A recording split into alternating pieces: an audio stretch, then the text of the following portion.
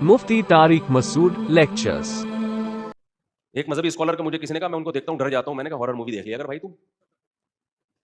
वजह क्या है? जज्बातियत। क्या है? बेमौका तबलीग। बेमौका तबलीग। किसी ने मुझे बताया कि एक साहब को मैं घर पे लेकर गया, वो बहुत ही लिबरल फैमिली है ना उनकी, बहुत ही लिबरल फैमिली, यानी उनकी खवातीन में दुपट्टे का तो तस्वुर नहीं है। वो सुनना नहीं चाहती किसी मौलाना को। अब बेचारे सीधे से मौलाना तो नेक थे, मुझसे तो ज्यादा ही नेक होंगे, कह रहे हम ले गए उनको, बड़ी मुश्किलों से हमने लड़कियों को तैयार किया कि बैठ के बयान सुन लो इनका। वो ये भी गनीमत थी किसी मौलाना के सामने आके वो बेचारी तो नहीं कहना चाहिए, खैर चलो कहती है बेचारी, बैठ जाए। अब बेचारी का लफ्ज वापस लूंगा तो भी उनको गुस्सा आएगा ना, हम बेचारी नहीं है क्या।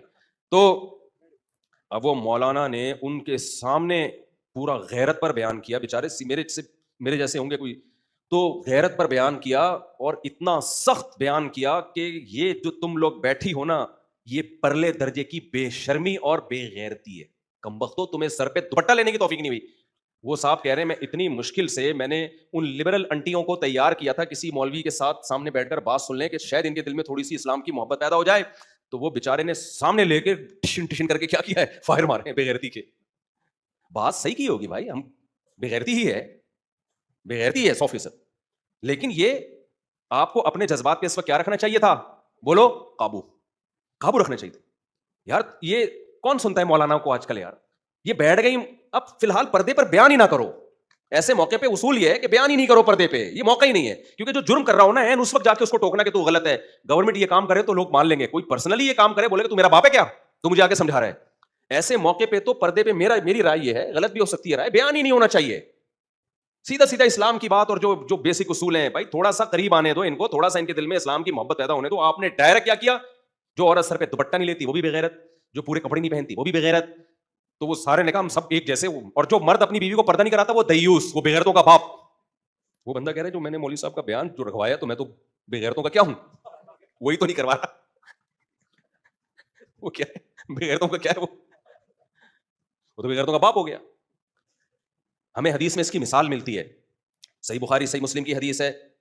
आप उलमा से बदगुमान ना हो, उलमा अक्सर हिकमत और मसलहत का ख्याल करते हैं, लेकिन कुछ वाकयात ऐसे आ जाते हैं मजहबी जुनूनियों के, जाके जो बात जहां करने की नहीं है वहां जाके क्या कर दी, थोप दी। हदीस में इसकी मिसाल मिलती है, गैरत की वजह से गलत मसला बता देना।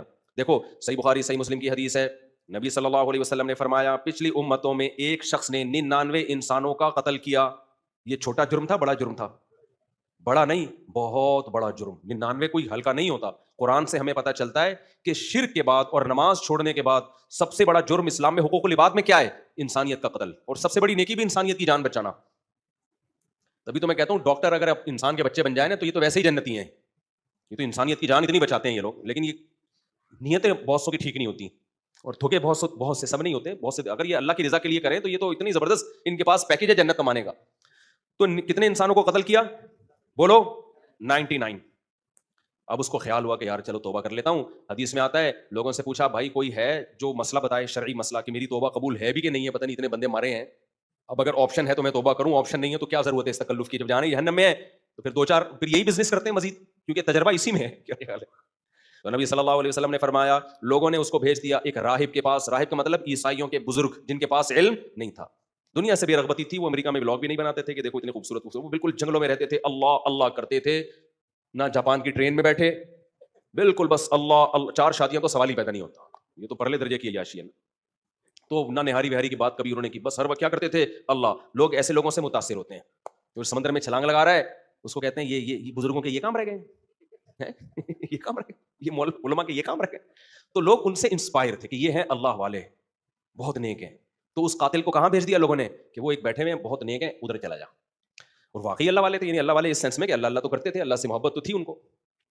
तो जब वो कातिल उनके पास आया कि जी, और कहने लगा, बुखारी की हदीस है, इन्नहु क़तला मिअता नफ्सिन फहल्लहु मिन तौबा, सॉरी तिस्अन व तिस्ईन नफ्सन, तिस्अतन व तिस्ईन नफ्सन फहल्लहु मिन तौबा। भाई मैं इस सिलसिले में हाजिर हुआ हूं कि मैंने 99 बंदे मार्केट से शॉर्ट किए, आधे आधे कब्रिस्तान मेरी वजह से भरे हुए हैं, लेकिन अगर मैं आज इंसान का बच्चा बनूं, तौबा करूं, तो क्या मेरी तौबा कबूल होगी?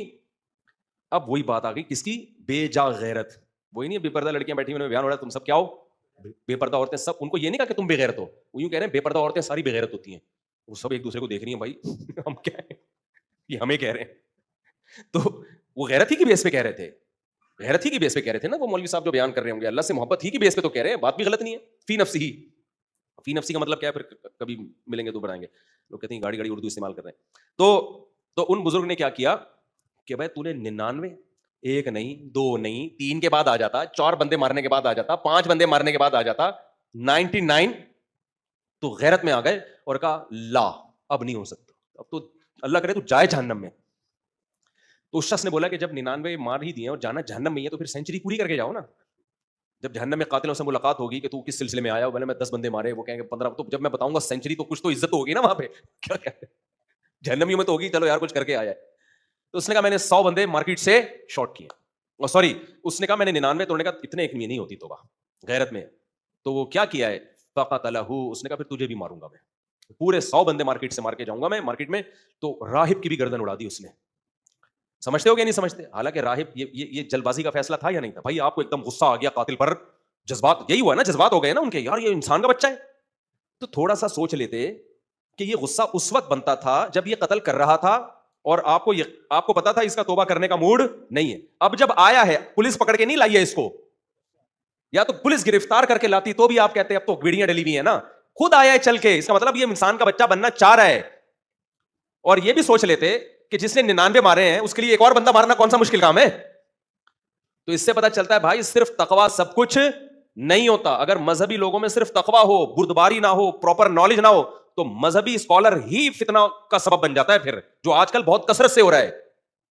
جتنے فرقے بنے ہیں یہ دے دنادن کفر کے فتوے, یہ سارے مذہبی اسکالرز ہی کے تو بنائے ہوئے ہیں. تو اس میں آپ کو دیکھنا پڑے گا کون سے اسکالر میچور ہیں جن کے پاس پراپر علم ہے, تقویٰ بھی ہے, علم بھی ہے اور میچورٹی بھی ہے, اور کون سے ایسے جو جلباز ہیں, نہ تقویٰ ہے نہ علم ہے. تو یہ فرق کرنا پڑے گا. سمجھتے ہو کہ نہیں سمجھتے ہو؟ کون سے ایسے جن کو دیکھ کے آدمی کے ہارر مووی دیکھ لیتا وہ زیادہ بہتر ہے. آج تو میرا بھی اسٹائل ایسا لگ رہا ہے کہ مجھے لگ رہا ہے کہ آپ کہیں گے ڈرانی فلم دیکھ لیتے تو زیادہ اچھا تھا. خیر, تو غصے میں آیا ہوں نا میں, اب کیا ہے. تو پھر نبی صلی اللہ علیہ وسلم نے فرمایا, پھر اس نے دوبارہ پوچھا, بھائی 100 بندے مار دیے, کوئی توبہ کا راستہ ہے؟ پھر لوگوں نے عالم کا پتہ بتایا. کیا بتایا؟ عالم. تو حدیث میں آتا ہے ان کے پاس آ کے کہا انہ قتل 100 نفس, بھائی 100 بندے مار دیے, کوئی توبہ ہو سکتی ہے؟ تو ان عالم میں حلم بھی, اناہ بھی, علم بھی. علماء کہتے ہیں 2 دعائیں اللہ سے بہت مانگا کرو, اللہ اپنے علم سے علم دے اور حلم سے حلم دے. کیونکہ علم بغیر حلم, علم کا مطلب بردباری, علم حلم کے بغیر بیڑا غرق, اور اگر صرف بردباری ہی ہو, علم نہ ہو تو بھی بیڑا غرق. کیونکہ پھر انسان گونگا شیطان بن کے رہتا ہے, پھر جہاں بولنا ہوتا ہے وہاں بھی نہیں بول رہا ہوتا. سمجھ میں آ رہی ہے بات؟ کہ پھر جہاں بولنا بنتا ہے نا وہاں بھی کیا بیٹھا ہوتا ہے؟ چپ بیٹھا ہوتا ہے. جو بولنے کا موقع اس میں بھی نہیں بول رہا ہوتا. تو علم اور حلم یہ دونوں چیزیں اللہ سے مانگنی چاہیے. علم حلیم ہوئے بغیر علیم بن جانا بھی فتنہ ہے, اور صرف حلم سے بھی کام نہیں چلتا, اس سے انسان غیرت لیس بھی ہونے کا خطرہ ہوتا ہے. تو نبی صلی اللہ علیہ وسلم نے فرمایا, اس نے کہا یا رسول, وہ ان عالم سے پوچھا میری توبہ قبول ہوگی؟ اب ان میں علم بھی تھا اور میچورٹی بھی. انہوں نے کیا کہا, بھائی توبہ قبول ہوگی, اور پھر اس کو مشورہ دیا کہ تم جس علاقے میں رہتے ہو یہاں تم نے قتل کرنا سیکھا ہے, تم آج توبہ کر لو گے دوبارہ قتل ہو جائے گا تم سے, تو یہ علاقہ چھوڑ کے چلے جاؤ. پورا پراپر مشورہ دیا. تو میں وہ بات کی طرف دوبارہ آتا ہوں. اللہ تعالیٰ فرماتے ہیں ان الانسان خلق ہلوعا, انسان جلد باز ہے. یہ جو طلاقیں ہو رہی ہیں غصے میں ٹھا ٹھا ٹھا, یہ بھی کیا ہے؟ کل ایک بندہ آیا یار, نوجوان لڑکا, سالہ 22 سال کا, بھی تمہاری کمبخت شادی کو سال بھی نہیں گزرا اور تم دھڑ دھڑ دھڑ طلاقیں دے کے رو رہا تھا یہاں بیٹھ کے, رو رہا ہے بیٹھ کے, یہ دے دی کتنی ہو گئی؟ میں 3 دے دی ہیں تو 3 ہی ہوں گی, اور کتنی ہوں گی؟ تو غصے میں پاگل ہوئے میں بالکل, جو بات آتی ہے دھڑ دھڑ دھڑ کر کے نکال دیتے ہیں. تو چلو اگر ہو بھی جائے نا غصہ جاری, ہر انسان ہے, ہو جاتا ہے, لیکن پھر یہ تو مانو نا کہ بھائی یہ غلط عادت ہے میرے اندر, میں بھی غصے میں بعض دفعہ بڑبڑاتا ہوں بہت. آپ نے تو میرا ایک اسٹائل دیکھا نا, دوسرا والا نہیں دیکھا ابھی, لیکن احساس ہو جاتا ہے کہ یار کنٹرول کرنا چاہیے. ہمارے نبی سے بھی ایسا ہوا. حدیث میں آتا ہے ایک صحابی آئے, ایک عرب کے وہ تھے نا, کوئی انہوں نے نئے مسلمان ہوئے تھے, انہوں نے نبی صلی اللہ علیہ وسلم سے نا آ کے کچھ صدقے کی چیز مانگی, مجھے یہ صدقہ دے دیں. آپ صلی اللہ علیہ وسلم نے فرمایا اللہ کی قسم تجھے نہیں دوں گا, میں اللہ کی قسم تمہیں نہیں دوں گا. اس کے بعد آپ صلی اللہ علیہ وسلم کو خیال ہوا کہ میں نے قسم مجھے یہ نہیں اٹھانی چاہیے تھی. دیکھو ہمارے نبی کی سیرت میں سب کچھ ملے گا, تاکہ اگر ہم کبھی ایسی قسم اٹھا لیں جو مناسب نہیں تھی, ہمیں بعد میں خیال آئے کہ یار ٹھیک نہیں ہے, تو اس کی بھی مثال ہمیں نبی کی سیرت میں ملے کہ یار نبی ایک دفعہ قسم اٹھا لی تھی اللہ کی قسم تجھے 1 درہم بھی نہیں دوں گا, لیکن نبی کو فوراً خیال آیا تھوڑی دیر کے بعد کہ ایسا نہیں ہے, اس کو دے دینا چاہیے. پھر آپ نے دوبارہ اس کو بلایا اور ان کو صدقے کا حکم دیا. تو انہوں نے کہا میں آپ کی قسم نہیں توڑوانا چاہتا. آپ نے فرمایا من حلف علی یمین فرأى غیرها خیرا منها فلیکفر عن یمینہ. آپ صلی اللہ علیہ وسلم نے فرمایا جس نے کسی بات پہ قسم اٹھا لی, بعد میں خیال ہوا نہیں اٹھانی چاہیے تھی, احساس ہو گیا, اجتہادی غلطی کہتے ہیں نا اس کو. اس وقت آپ کی رائے یہ تھی, بعد میں آپ کی رائے چینج ہو گئی, تو آپ نے فرمایا کوئی بات نہیں, قسم توڑ دو اور کفارہ ادا کر دو. صدقہ نہ کرنے کی قسم اٹھانا, تو آپ صلی اللہ علیہ وسلم کو احساس ہوا بعد میں کہ بھائی مجھے ان کو دے دینا چاہیے, رائے تبدیل ہو گئی, تو آپ نے کیا کیا, اس قسم کو توڑا اور اس کا کفارہ ادا کیا. اور ہمیں بھی حکم دیا کہ بھائی اگر کسی اچھی بات پہ تم نے یعنی قسم اٹھائی کہ بھائی میں یہ کام نہیں کروں گا, بعد میں خیال آئے کہ کر لینا چاہیے اس کو, کوئی بات نہیں, رجوع کرو, قسم توڑ کے کفارہ دو اور وہ کام کر لو. تو اگر کبھی آپ نے غصے میں کوئی غلط فیصلہ کر لیا, جذبات میں ٹھا فائرنگ کر لی ہے, تو طلاق میں تو اللہ نے ریورس گیئر رکھا نہیں ہے, بہت ساری چیزوں میں ریورس گیئر رکھا ہے. باپ سے غصے میں بدتمیزی کر لی, کوئی بات نہیں, ٹینشن لینے کا نہیں ہے, آئندہ خیال کرو بدتمیزی نہ کرو. سمجھ میں آ رہی بات؟ لیکن اپنا عیب تو پتا ہونا انسان کو, یہ تو احساس ہو کہ یہ میں نے کوئی کمال نہیں کیا. ہماری جو ینگ جنریشن ہے وہ جلد بازی کے فیصلوں کو کمال سمجھتی ہے, کہتے ہیں یہ ایسا ہی نہیں ہو گیا, یہ کس کی دوڑ ہے, عقل کی دوڑ ہے, کہ سوچے سمجھے بغیر ٹھا کر کے فیصلہ کیا, اور تیرا بھائی تو ایسے ہی فیصلے کرتا ہے, اور دیکھا ابھی ٹھا کر کے صحیح فیصلہ نکلا. تو یہ تیرا بھائی بالکل بے وقوف اور پاگل ہے جو ٹھا کر کے فوراً کیا کرتا ہے, فیصلے کرتا ہے. تو یہ بے وقوف ہونے کی علامت ہے. صبح و شام کیسز آ رہے ہیں, کاروبار کر لیتے ہیں, کروڑوں روپے ڈبو دیتے ہیں بزنس میں, کاروبار. ہمارے ایک دوست کا فون آیا, میں آپ کو بتاؤں, بہت بڑے نقصان سے اللہ نے بچا لیا ان کو. انہوں نے مجھے کہا میں ایسے کردار کو وہ کروں گا نا تاکہ پتہ نہ چلے کس کی بات ہو رہی ہے, کہ فلاں صاحب مجھ سے پیسہ مانگ رہے ہیں بزنس کے لیے, ان کا ارادہ ہوا بس پیسہ پکڑائیں اور دے دنا دن نوٹ چھاپنے کی مشین. اچھا, جو بندہ پیسہ مانگ رہا ہے وہ بھی ادھر ہی کا, کراچی کا, اور بہت مالدار آدمی ہے اور بہت نوٹ چھاپ رہا ہے, سمجھ رہے ہو. انہوں نے مجھے فون کیا کہ آپ کے علاقے کا کراچی کا ایک بندہ ہے, بہت پیسے والا ہے, مجھ سے پیسے مانگ رہا ہے اور کہہ رہا ہے کاروبار میں پیسہ لگاؤ, آدھا پروفٹ تمہارا آدھا میرا. حالانکہ میں تو کاروباری آدمی نہیں ہوں, لیکن انہوں نے مجھے فون کیا کہ میں پیسہ دینا چاہ رہا ہوں, میرا بھی دل, کیونکہ کم بختوں کے پاس روزگار تو ہے نہیں. کراچی میں ہم جیسے کم بختوں کے پاس, میجورٹی کے پاس کیا روزگار ہے, تو جو بھی سنہری باغ دکھاتا ہے نا, بس یہ میرا مکان بیچ کے بھی تو لے لے, ٹھیک ہے نا, اتنا نیک آدمی ہے. اور بھائی تجھے پہلی بات یہ کہ آپ کو یہ کیسے پتا چل گیا کہ یہ نیک ہے, کیا خیال ہے, کیسے پتا چل گیا کہ یہ نیک آدمی ہے؟ جب تک معاملات نہیں ہوں گے آپ کسی کے چہرے کو دیکھ کے فیصلہ کرو گے کہ نیک ہے. کہہ رہے نہیں وہ اتنا زبردست ماشاءاللہ ان کی داڑھی اور متشرع. ارے کیا 2 نمبر آدمی داڑھی نہیں رکھ سکتا؟ کیا ہو سکتا ہے یہی بزنس ہو, داڑھی رکھ کے لوگوں سے پیسے نکالنا؟ تو یہ 2-3 دن پرانی بات ہے, زیادہ پرانی بات نہیں ہے. وہ کہنے لگے میں نا ان کو میں دینا چاہ رہا ہوں, بس مجھے پتہ نہیں کیا خیال آ گیا رات کو 2 بجے, آپ کو میرے دوست ہے نا کہ میں ایک دفعہ آپ سے مشورہ لے لوں. میں نے کہا جب مشورہ لیا ہے نا تو پھر میں آپ کو صحیح مشورہ دوں گا. میں نے کہا ذرا مجھے یہ بتاؤ اس کی اپنی پراپرٹیاں کتنی ہیں, اس بندے کی اپنی پراپرٹی کتنی ہے؟ پتا چلا جی بحریہ ٹاؤن میں اور فلاں جگہ. اب ہو سکتا ہے لاہور کا واقعہ ہو, میں کراچی کا کر کے بتا رہا ہوں, یہ اسلام آباد کا ہو میں, تاکہ ایسا نہ ہو اس بندے کو لوگ سنا دیکھ تیرے بارے میں بات ہو رہی ہے. میں نے کہا آپ اس سے یہ بولو کہ اپنی یہ پراپرٹی جو تمہارے استعمال میں نہیں ہے یہ بیچو, اور مفتی صاحب نے مشورہ یہ دیا ہے کہ یہ والا پورا پیسہ لگا دو, اور مفتی صاحب نے کہا پورا پروفٹ خود رکھو. میں نے کہا مزہ آ جائے گا نا, وہ خوشی سے بے ہوش ہو جائے گا, یار مفتی صاحب نے ابھی آدھا پروفٹ کسی اور کو دینا پڑ رہا ہے اور اپنا پلاٹ بیچ کے اپنا کاروبار میں لگاؤں گا, پورا پروفٹ میں رکھوں گا. میں نے کہا خوشی سے بے ہوش ہو جائے گا وہ, مجھے پتا تھا نہیں ہوگا. تو اس نے ایسا ہی کیا, اس نے کہا یار وہ میرا نام نہیں لیا, اس نے کہا ایکچولی وہ مفتی کسی سے میں نے مشورہ کیا تو آپ کا سنا یہاں 2-3 جگہوں پہ بڑی بڑی پراپرٹی ہیں. انہوں نے کہا ہے تو ایسا کریں آپ وہ پراپرٹی بیچیں, اپنے کاروبار میں لگائیں, اور جو پروفٹ ہوگا نا پورا آپ رکھیں. مشورے کا بھی مجھے نہیں چاہیے. میں نے کہا اس کا جواب دیکھو کیا دیتا ہے وہ, اس کا جواب دیکھو. تو انہوں نے مجھے بتایا کہ اس کا جواب یہ آیا ہے کہ نہیں ایکچولی وہ تو میں نے اپنے مستقبل کے لیے, فیوچر کے لیے رکھا ہوا ہے, وہ تو ایسا نہیں ہے کہ میں اس کو بیچوں, اور ایکچولی ایسا. میں نے کہا یہ الو بنا رہا ہے, دنیا میں اس سے بڑا بے وقوف کوئی نہیں ہے جس کو پتا ہے کہ میرے کے لیے پیسے ڈبل ہو جائیں گے پھر بھی کسی اور کے لگا رہا ہو, اپنے نہ لگا رہا ہو. وہ تمہارے لگا اس لیے رہا ہے, اس کو پتا ہے ڈوب بھی سکتے ہیں اور ڈبل بھی ہو سکتے ہیں, بلکہ غالب یہی ہے کہ ڈوبنے کا پورا چانس ہے, 1% چانس ہے کہ پیسے مل جائیں. تو دیکھو کتنے ایک آدمی کو کتنے بڑے نقصان سے بچ گیا نا. یہ کیا تھا, تھوڑا سا مشورہ کر لیا. اور میرا آپ سب لوگوں کو یہ مشورہ ہے, بغیر کسی کال کے مشورہ دے رہا ہوں کہ اگر آپ نے اپنے پیسے کسی کو کاروبار میں دے دیے, اسی وقت انا للہ و انا الیہ راجعون پڑھ کے اس سے مطالبہ بھی مت کرو, بھول جاؤ, گئے خام خام ٹینشن ہوگی, بلڈ پریشر کی. جب بن گئے تو صدقے کی نیت کرو, بولو چور لے گیا, ڈاکو لے گیا. دنیا میں اس سے بڑا بے وقوف کوئی نہیں جو دوسرے کو پیسے دے اور یہ امید, پاکستان کی بات کروں, اور یہ امید لگا کے بیٹھے کہ مجھے اب اس سے کیا ملے گا. اور اگر نفع دے رہا ہے نا, بہت ڈینجرس ہے. نفع اگر دے رہا ہے نا, سمجھ لو اب یہ تمہیں ڈسے گا. کیوں؟ نفع دے کے وہ اعتماد بحال کر رہا ہے کہ بیٹا ابھی 1 کروڑ دیا ہے, میں تجھے نفع دے کے اعتماد یہ بحال کر رہا ہوں کہ اب تو 10 کروڑ دے گا. کیونکہ جب پروفٹ آنا شروع ہوتا ہے نا, آدمی کو اعتماد ہوتا ہے, وہ کہتا ہے سب کچھ بیچ کے سب کچھ ادھر ہی جھونک دو.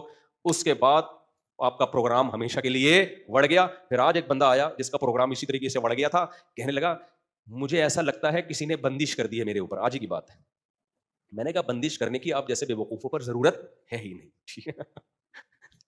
تو پوری قوم کا المیہ کیا ہے میرے بھائی؟ الحلم والانا.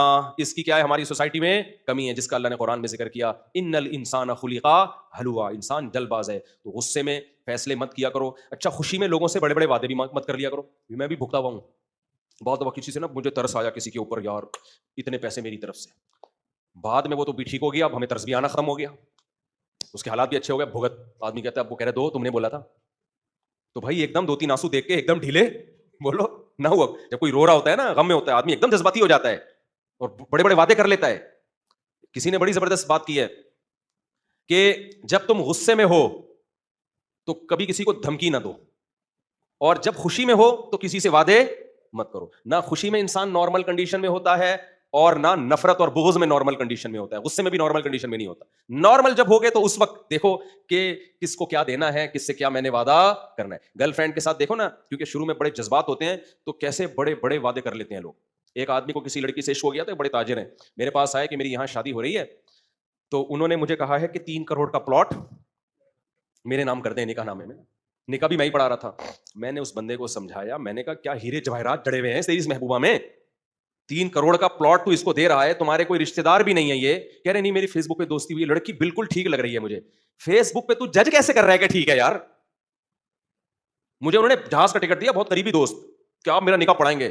نکاح مجھے کیا پتا کس سے نکاح ہو رہا ہے. اب میرا دوست تھا، میں نے جب مہر دیکھا میں نے کہا کیا پاگل ہو رہا ہے، 3 کروڑ کے پلاٹ دے رہا ہے، اور بھی بہت کچھ دے رہا تھا وہ. میں نے کہا میرے بھائی ابھی تو عشق میں پاگل ہوا ہے، اتنے بڑے بڑے وعدے مت کرو. کہہ رہے نہیں لڑکی ایک نمبر ہے. میں نے کہا کہاں سے پتا چلا؟ کہ فیس بک پہ میری اس سے 1 مہینہ چیٹنگ ہوئی ہے، میں نے اندازہ لگا لیا کہ بہت نیک ہے. میں نے کہا یار فیس بک پہ نہیں اندازہ ہو سکتا، تمہارے نہ کوئی رشتہ دار ہے. بہت سمجھایا اس بندے کو کہ یار اس کو بھی تو محبت ہے نا. کہہ رہے نہیں سیکورٹی تو چاہیے نا اس کو. میں نے کہا تمہیں نہیں چاہیے سیکورٹی؟ تم بھی تو اس کو یہ بھی تو پتا چلے گا تم بہت اچھے ہو، یا یہ نہیں پتا چلا جب بہت اچھے ہو تو سیکورٹی کے لیے 3 کروڑ کیوں لکھوا رہی ہے؟ دیکھو معقول بات کر رہا ہوں کہ نہیں کر رہا؟ ابے اس کو بھی تو 1 مہینے میں تم سے فیس بک پہ چیٹنگ سے پتا چل گیا ہوگا بہت اچھے ہو، اعتماد ہے تبھی تو شادی کے لیے اوکے کیا نا. تو اب وہ سیکورٹی کے لیے 3 کروڑ کا مطالبہ کیوں کر رہی ہے؟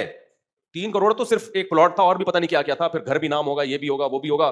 اچھا وہ لڑکی اتنی ہوشیار تھی، وہ ایک اور قاضی لے کر آئی ہوئی تھی اپنی طرف سے، لڑکی والے نا، جو مجھ پہ روپ ڈالنے کے لیے کہ جو مہر ہے وہ لکھو. اب میں بیٹھا ہوا ہوں، مجھے لگ رہا ہے بیٹا اس کا بیڑا غرق.